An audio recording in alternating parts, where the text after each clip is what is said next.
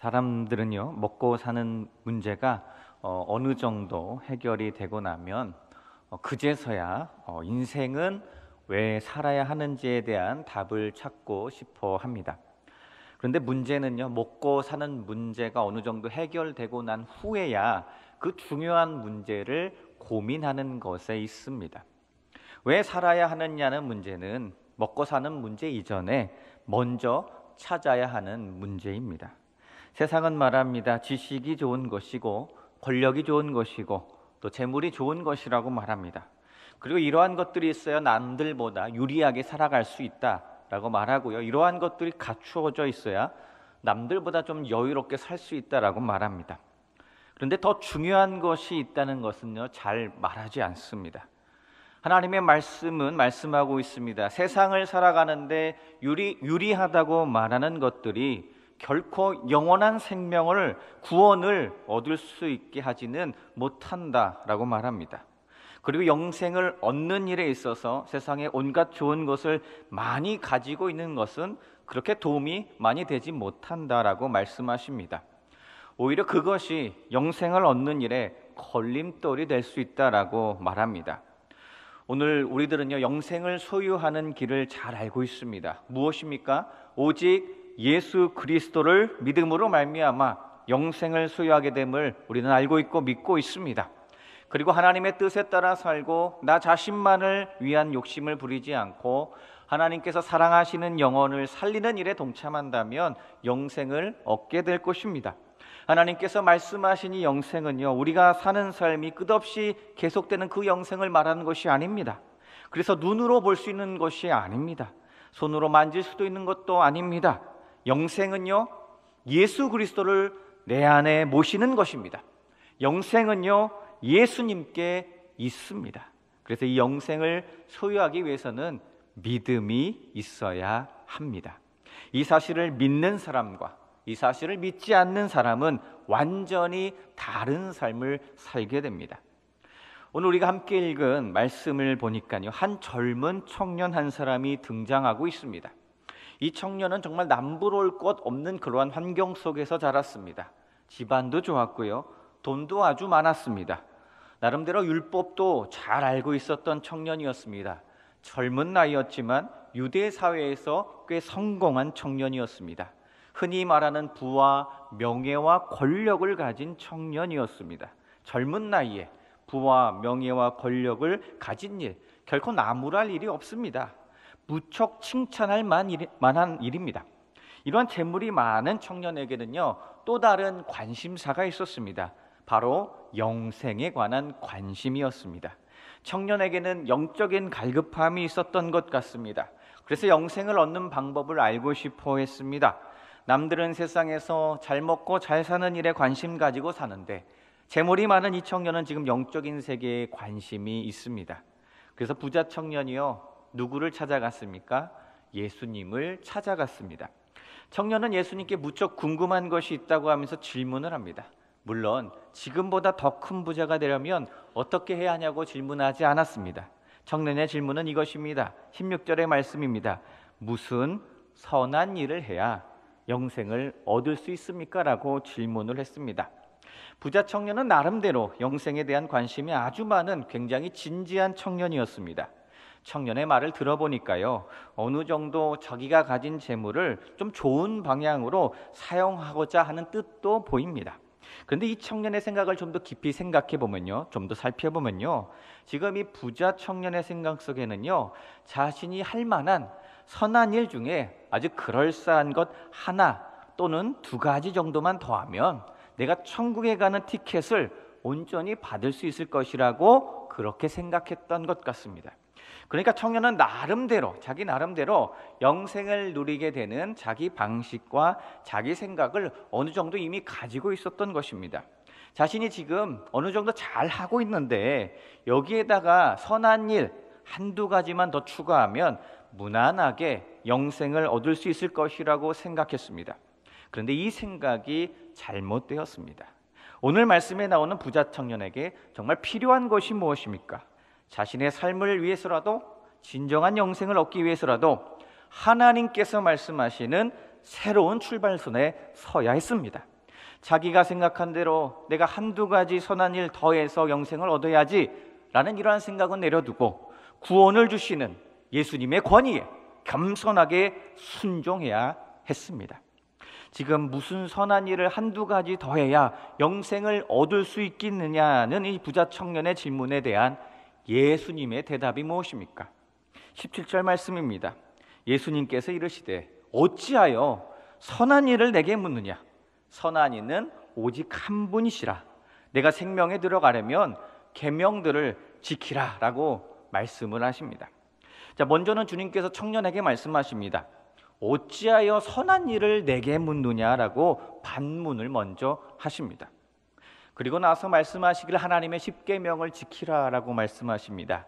18절과 19절의 말씀처럼 살인하지 말라, 간음하지 말라, 도둑질하지 말라, 거짓 증언하지 말라, 내 부모를 공경하라, 내 이웃을 내 자신과 같이 사랑하라 라는 6개의 계명을 나열해 주십니다. 예수님께서 말씀하신 이 6개의 계명을 살펴보니까요, 모두 이웃과 관계된 말씀이었습니다. 청년은 자신 있게 대답합니다. 말씀하신 계명 제가 다 지켰습니다. 모두 다 지켰습니다. 자신 있게 대답합니다. 그러자 예수님께서 청년에게 말씀하십니다. 그런데 예상 밖에 아주 다른 일을 말씀하십니다. 21절의 말씀에 이렇게 말씀하시는데요, 내 소유를 팔아서 가난한 자들에게 주라라고 말씀하십니다. 그리고는 나를 따르라, 주님을 따르라 라고 말씀하십니다. 소유를 팔아서 가난한 자들에게 주라고 하셨습니다. 예수님께서 말씀하십니다. 결코 선행만으로 영생을 얻을 수 없다라는 것을 가르쳐 주십니다. 예수님께서는 청년에게 모든 소유를 포기하라고 말씀하십니다. 예수님께서 지금 청년이 가지고 있었던 율법에 대한 과도한 맹신을 무너뜨리라라고 말씀하십니다. 하나님의 계명을 모두 지키고 있다는 그 착각을 멈추고 재물의 노예가 되어버린 너 자신을 한번 바라보라 라고 말씀하십니다. 그리고는 주님을 따르라는 것입니다. 예수 그리스도를 모시는 삶을 살아야 영생을 얻을 수 있다는 것입니다. 하나님과 재물을 겸하여 섬길 수 없다는 주님의 말씀을 기억하라는 것입니다. 하나님을 섬긴다고 하면서 많은 재물에 묶여서 있는 그 자기 자신을 보라는 것입니다. 그래서 예수님께서는 의도적으로 특별한 제안을 하십니다. 무엇을 제안하십니까? 너가 가진 재물을 한번 팔아보아라. 그것을 포기하면 하늘의 보화를 얻게 될 것이다 라고 말씀을 하신 것입니다. 그랬더니 이 재물이 많은 청년의 반응이 무엇이었습니까? 우리가 잘 알고 있듯이 22절의 말씀처럼 재물이 많은 것으로 인하여 주님의 말씀을 듣고는 근심하며 돌아갔다는 것입니다. 주님을 따르겠습니다가 아니라 근심하며 돌아갔다는 것입니다. 왜 이 재물이 많은 청년은요 근심하며 돌아갔습니까? 근심하며 갔다라는 부분에 헬라어 동사를 살펴보니까요 리페오라는 동사가 쓰여 있습니다. 이것은 절망적인 고통에 빠졌다는 것입니다. 왜 청년은 절망적인 고통에 빠졌습니까? 예수님께 찾아가면 자기가 원하는 답을 들을 줄 알았습니다. 영생을 얻는 길에 대한 정답을 들을 줄 알았습니다. 그런데 그렇지 못했기에 절망적인 고통에 빠졌습니다. 예수님께는 내가 원하는 영생에 관한 해답을 들을 수 없는구나 라고 스스로 결론을 내렸고 그리고 뒤돌아갔습니다. 근심하면서 가버렸습니다. 부자 청년에게는요 예수님께 듣고 싶은 예상 답안이 있었습니다. 그런데 하나님과 재물 중 반드시 하나님이든 재물이든 둘 중 하나를 선택해야 한다는 답을 듣게 될 줄은 몰랐던 것입니다. 청년은 재물을 포기하라는 말을 들을 줄은 몰랐습니다. 청년은 그저 한두 가지 아주 그럴듯한 선한 일을 좀 더 하면 될 줄 알았습니다. 그리고 그 한두 가지 선한 일이 무엇인지 예수님이라는 아주 유명한 선생님이라면 그 무엇을 하면 좋을지 그럴싸한 답을 주실 줄 알았습니다. 그런데 청년은 전혀 예상 밖의 답이었던 재물을 포기하라 라는 말을 듣고는 근심했습니다. 절망적인 고통에 빠졌고 돌아가 버렸습니다. 청년은 재물을 포기하라는 말씀 속에 어떠한 깊은 뜻이 있을지에 대해서 고민해 보려고도 하지 않았습니다. 주님이 왜 재물을 포기하라고 했을까? 나 스스로에게 질문해 보며 그것을 기도 제목 삼고 일주일이건 한 달이건 기도해 볼 생각 고민해 볼 생각 없었습니다. 부자 청년은 영생과 재물을 함께 소유하고 즐기려고 했던 것입니다. 그런데 예수님께서 자기가 할 수 없는 일을 요구했던 것입니다. 가진 것을 팔아야 한다라고 말씀하십니다. 그래서 실망했습니다. 청년은 내가 잘못 찾아왔구나라고 생각합니다. 재물이 많은 청년은 그가 가진 재물을 포기할 수 없었습니다. 청년에게 그 재물은 우상이었습니다. 그래서 부자 청년은 영생을 찾더라도 재물은 그대로 놔두고 그럴싸한 선한 행위 한두 가지 정도 더 추가하면 영생을 얻을 줄 알았던 것입니다.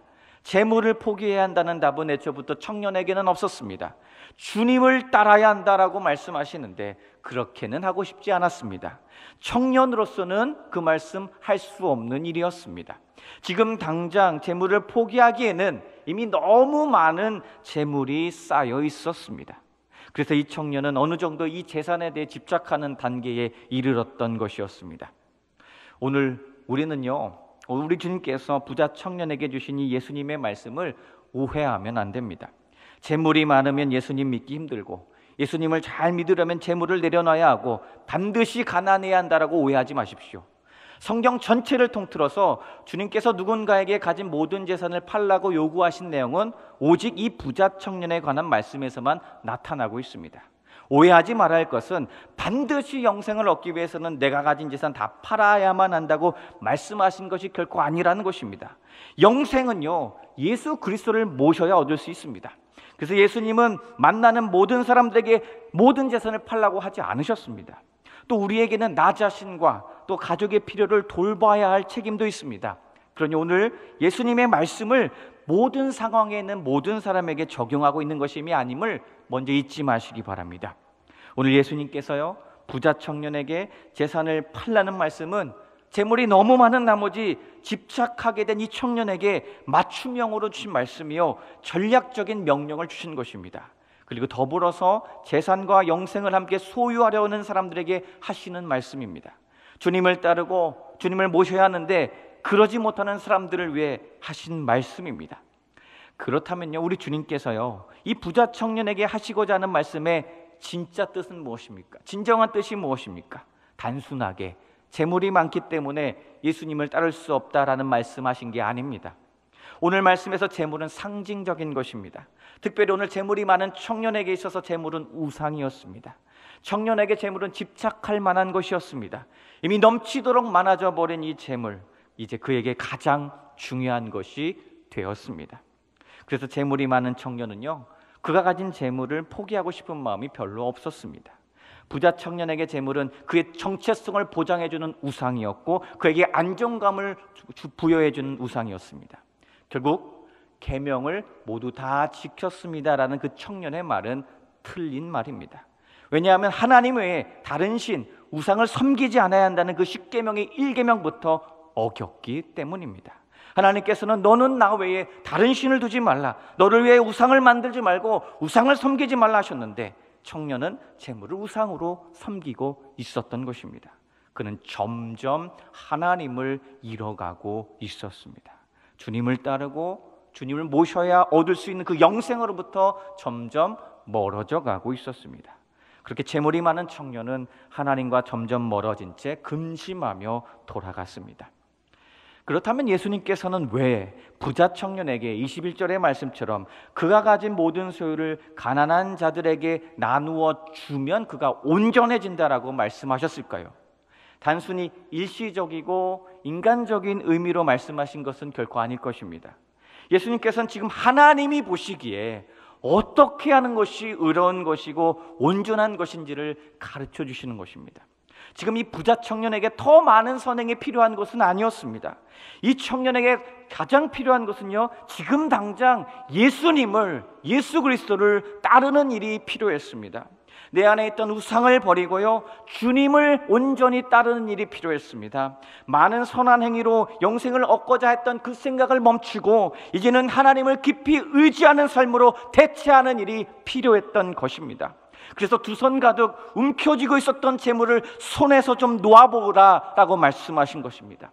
부자 청년과 영생을 주시는 그 하나님 사이에 재물이 결코 끼어들지 못하게 하라는 주님의 말씀입니다.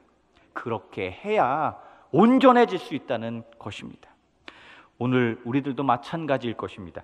그 무엇도 우리와 하나님 사이에 그 무엇도 끼어들지 못하게 해야 할 것입니다. 나와 하나님과의 관계에 있어서 그 무엇이 우상이 되어 끼어들지 못하게 해야 할 것입니다. 예수님께서 부자 청년에게 그리고 오늘 우리들에게 가르쳐 주시는 것이 있습니다. 하나님과의 관계 사이에 그 무엇도 끼어들 수 없기에 하나님께서 허락하신 재물을 사용함에 있어서도 그것이 우상이 되어서는 안 되고, 허락하신 재물을 사용함에 있어서도 나의 이기적인 목적만을 위해서 사용하는 일은 없어야 한다라는 것입니다. 하나님보다 재물을 더 단단히 움켜쥐지 말라는 말씀입니다. 하나님을 전적으로 사랑한다면 우리에게 허락하신 재물을 하나님께서 기뻐하시는 그 온전한 방법으로 사용해야 한다는 이 주님의 기쁜 뜻을 놓치지 마시기를 소원합니다. 그래서요, 영생은요, 부자 청년이 생각했던 것처럼 어떤 눈에 확 띄는 선한 일을 행함으로써 획득되어지는 것이 결코 아니라는 것입니다. 영생은 선하신 하나님에 대한 진실한 믿음의 고백이 있어야 주어집니다. 영생은 예수 그리스도를 내 안에 모심으로 말미암아 주어지는 것입니다. 영생은 믿음으로 받는 하나님의 은혜의 선물인 줄로 믿습니다. 에베소서 2장 8절에서 9절의 말씀에 여러분은 믿음을 통하여 은혜로 구원을 얻었습니다. 이것은 여러분에게서 난 것이 아니요 하나님의 선물입니다. 행위에서 난 것이 아닙니다. 그러므로 아무도 자랑할 수 없습니다 라고 말씀하십니다. 재물이 많은 청년이 근심하여 돌아간 후에 이제 예수님께서 제자들을 바라보시면서 말씀하십니다. 23절의 말씀에 내가 진실로 너희에게 이르노니 부자는 천국에 들어가기가 어려우니라 라고 말씀하셨습니다. 이 말씀을 듣자마자 제자들은요, 어리둥절했습니다. 사실 제자들이 생각할 때 재물이 많은 청년은 부자였고 도덕적이었고 특별히 영적인 것에 관심이 많아서 영생에 대한 열심까지 있었던 것을 보았습니다. 그래서 제자들이 생각할 때는 이 재물이 많은 청년 무척 이상적인 청년이다라고 생각했습니다. 그런데 예수님께서 그 청년을 돌려보내신 일을 보고는 놀라고 말았습니다. 이어서 예수님께서는 24절의 말씀을 하십니다. 다시 너희에게 말하노니 낙타가 바늘기로 들어가는 것이 부자가 하나님 나라에 들어가는 것보다 쉽다라고 말씀하셨습니다. 제자들은 또 한 번 깜짝 놀랐습니다. 제자들은 주님의 말씀을 듣고 몹시 놀라서 말합니다. 그렇다면 주님, 누가 구원을 얻을 수 있는 것입니까? 라고 질문합니다. 제자들은요, 구원받을 수 있는 사람이라면 당연히 이 재물이 많은 청년과 같은 사람일 것이다 라고 생각했습니다. 그 당시의 문화가 그랬다고 합니다. 그 당시의 문화에 부자는 하나님께 특별한 복을 받은 사람으로 생각되어졌습니다. 그래서 당시 제자들은 재물이 많은 것이 하나님께서 그 사람에게 주시는 복의 증거임을 믿고 살아가는 문화 속에서 성장했습니다. 그래서 제자들이 몹시 놀랐던 것입니다. 하나님께서 복을 주셔서 그렇게 부자가 된 사람인데 그런 사람이 천국에 들어갈 수가 없다면 도대체 누가 구원을 얻을 수 있겠느냐라고 생각을 했던 것입니다. 그렇다면 지금 예수님께서요, 지금 가르쳐 주시고자 하신 것이 도대체 무엇입니까? 예수님께서는 부자 청년이 가진 그 재물이 방해가 된다고 말씀하십니다. 왜 그렇습니까? 어떻게 그 재물이 방해가 된다는 것입니까? 하나님과의 관계 사이에 그 무엇도 끼어들 수 없게 해야 하는데 하나님보다 그 재물을 더 단단히 움켜쥐고 있었기 때문입니다. 그리고 이미 너무 많아진 재물은 우상이 되어버렸고 예수님의 발 아래 기꺼이 내려놓기가 어려웠던 것입니다. 그래서 예수님께서 이어서 말씀하십니다. 26절 말씀입니다. 예수께서 그들을 보시며 이르시되 사람으로는 할 수 없으나 하나님으로서는 다 하실 수 있느니라 라고 말씀을 하십니다. 사람들이 천국에 들어가기 위해 필요한 것을 스스로 갖고 있지 못하다라는 말씀입니다. 그래서 사람으로는 할 수 없다고 하십니다. 그러나 하나님으로서는 다 하실 수 있다라고 말씀하십니다. 사람이요, 자기 자신을 구원하기 위해 할 수 없는 것을 하나님께서는 은혜의 길을 제공하여 주심으로, 은혜의 길을 열어주심으로써 가능케 하셨습니다. 그것이 무엇입니까? 하나님께서는 예수 그리스도라는 길을 열어주셨습니다. 예수 그리스도를 믿음으로 허락하신 은혜로 들어갑니다. 그 은혜의 길 속에 구원의 길, 영원한 생명, 영생으로 들어가는 것입니다. 그리고 그 누구라도 하나님 나라에 들어갈 수 있습니다. 그래서 아무리 재물이 많은 사람이라 할지라도 온전히 예수님을 믿고 따르게 되면, 그래서 예수님의 참된 제자가 되면 자신이 가지고 있는 재물도 재능도 아까워하지 않고 기꺼이 하나님을 섬기는 일에 기쁨으로 사용할 수 있게 될 수 있다는 것입니다. 이제 27절의 말씀에 보니까요, 이때 베드로가 제자들을 대표해서 말합니다. 이에 베드로가 대답하여 이르되 보소서 우리가 모든 것을 버리고 주를 따랐사온데 그런즉 우리가 무엇을 얻으리오리까 라고 말합니다. 지금 베드로는 제자들의 희생을 이제 예수님께 인정받고 싶은 것입니다. 그 예수님께서 인정해 주시기를 바라고 질문했습니다. 자신들의 희생이 나중에는 보상받을 수 있다는 것을 예수님께 직접 확인받고 싶었던 것입니다. 12사도는요, 실제로 예수님을 따르기 위해 자신의 모든 것을 버렸습니다. 가족도, 또 집도, 소유도 버렸습니다. 베드로에게 이러한 질문을 들으신 예수님, 그를 꾸짖지는 않으셨습니다. 예수님께서 베드로를 오히려 격려하셨습니다. 그리고 대답을 주십니다. 예수님과 주님의 나라를 위해 희생을 한 모든 사람에게 주어질 보상에 대해 말씀해 주십니다. 그것이 28절과 29절의 말씀입니다. 제가 읽어드리겠습니다. 예수께서 이르시되 내가 진실로 너희에게 이르노니 세상이 새롭게 되어 인자가 자기 영광의 보좌에 앉을 때에 나를 따르는 너희도 12보좌에 앉아 이스라엘 12지파를 심판하리라. 또 내 이름을 위하여 집이나 형제나 자매나 부모나 자식이나 전토를 벌인 자마다 여러 배를 받고 또 영생을 상속하리라 라는 말씀을 주셨습니다. 예수님께서 보상에 대해 말씀하셨습니다. 하나님의 약속이 이루어질 것이다 라는 말씀입니다. 하나님의 약속은 신실하게 이루어질 것이다 라는 말씀, 그것을 또 강조해 주셨습니다. 예수님을 믿고 예수님을 진정으로 인정하고 따르는 자들에게 고난이 닥칠 수는 있습니다. 희생을 감당해야 할 때가 있습니다. 그런데 주님을 위하여 이러저러한 것들을 희생하고 버린 자들에게 우리 주님 약속해 주십니다. 약속의 말씀을 주십니다. 반드시 영생을 주신다, 영원한 구원을 주신다, 더 많은 상급을 주시겠다라고 약속의 말씀을 주셨습니다. 우리 주님 말씀하십니다. 12제자들이 12지파를 다스리게 될 것이다 라고 약속하십니다. 신실한 제자들에게 주어지는 이 상급 가운데는 천국에서의 권세가 포함되어 있습니다. 예수님께서는 이미 제자들에게 말씀하셨습니다. 주님의 제자가 되는 것은 희생을 각오해야 한다. 그리고 주님의 이름을 위하여 치러진 이 모든 희생은 그보다 더 많은 보상을 받게 될 것이다 라고 약속해 주셨습니다. 우리들에게도요, 우리 주님께서 상급을 주시고요, 은혜를 주십니다. 그래서 감사해야 될 줄로 믿습니다. 우리는 날마다 주님의 말씀을 기대하며 살아가는 것입니다. 더 많은 은혜의 말씀을 주실 것을 기대하며 살아가야 할 것입니다. 더 많은 성령의 능력을 주시어서 능력 있는 삶을 살게 하실 것을 기대하며 살아가야 될 것입니다. 주님의 몸된 교회 안에서, 공동체 안에서, 구역 안에서 주님께서는 미리 우리에게도 제자들에게 이미 약속하신 보상에 대해 맛볼 수 있는 기회를 주실 때가 있습니다. 그것이 무엇입니까? 하나님의 공동체 안에서, 우리 동신교회 안에서, 우리 동신교회 교구 안에서, 구역 안에서, 모임 안에서 말씀을 붙들고 기도하고 성령 안에서 교제할 때 누리게 되는 기쁨이 있지 않습니까? 기쁨이 있습니다. 주님의 몸된 교회 안에서 우리가 형제가 되는 것입니다. 주님의 몸된 교회 안에서 우리가 자매가 되는 것입니다. 주님의 몸된 교회 안에서 우리가 가족이 되는 그 기쁨을 누릴 수 있게 하여 주셨습니다. 멘토와 멘티가 교제함으로 말미암아 누리는 성령의 충만함에 기쁨이 있습니다. 그리고 우리는 예수님을 믿음으로 말미암아 영원한 생명을 얻었다는 기쁨이 있습니다. 영생을 상속받았다는 기쁨이 있습니다. 구원 얻은 자의 삶에 기쁨이 있습니다. 우리는 그렇게 날마다 하나님께서 허락하신 영원한 상급을 바라보며 천국을 맛보는 삶을 이미 살아가고 있는 것임을 잊지 마시기 바랍니다. 이제 예수님께서요 30절의 말씀을 주시는데요, 그러나 먼저 된 자로서 나중되고 나중된 자로서 먼저 될 자가 많다라고 말씀하십니다. 예수님은 이제 세상의 가치관을 이제 완전히 뒤집으시는 말씀을 주시는데요.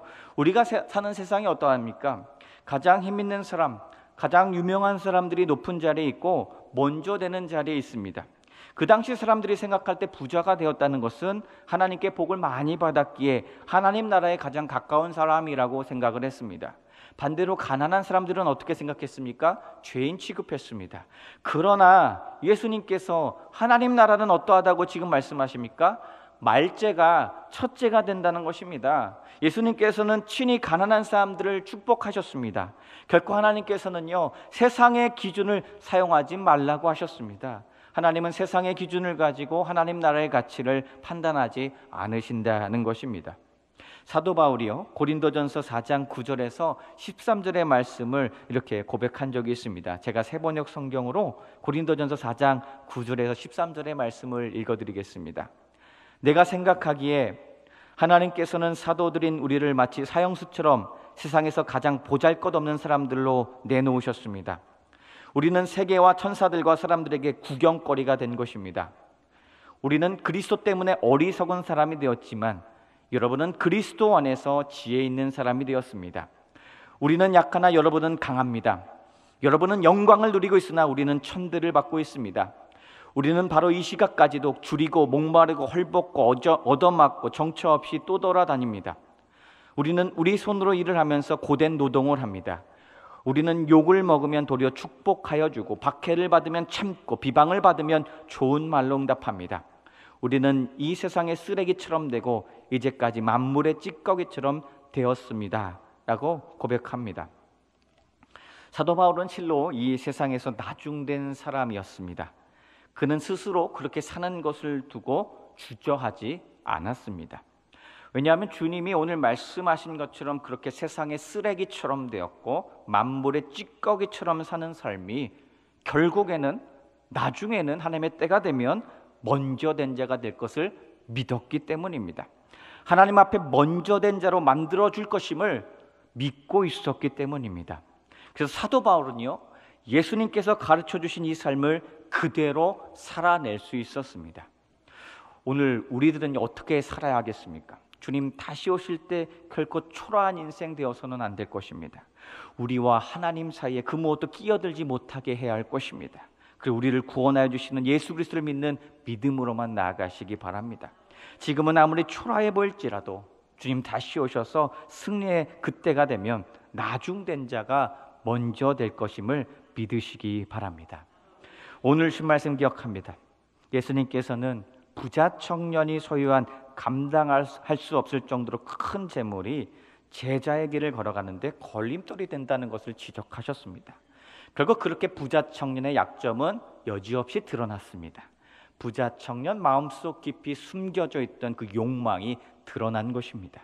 재물이 우상이 되어 하나님과의 관계에 끼어들게 되었습니다. 오늘 주님께서 오늘 우리들에게 말씀하십니다. 예수 그리스도를 믿는 믿음 없이 행하는 선한 행위는 하늘의 보화에 이르지 못함을 가르쳐 주시는 것입니다. 부자 청년이 근심하여 떠났다는 말씀에서 그 예수님의 진단이 틀리지 않았음을 우리는 볼 수 있습니다. 결국 예수 그리스도를 믿고 예수 그리스도를 내 안에 모신 사람이 진정한 영생을 누리는 자입니다. 주님께서 8복 중에 첫째 복은요, 심령이 가난한 자의 복이다 라고 말씀하셨습니다. 그러한 사람이 천국을 소유하게 될 것이다 라고 말씀하셨습니다.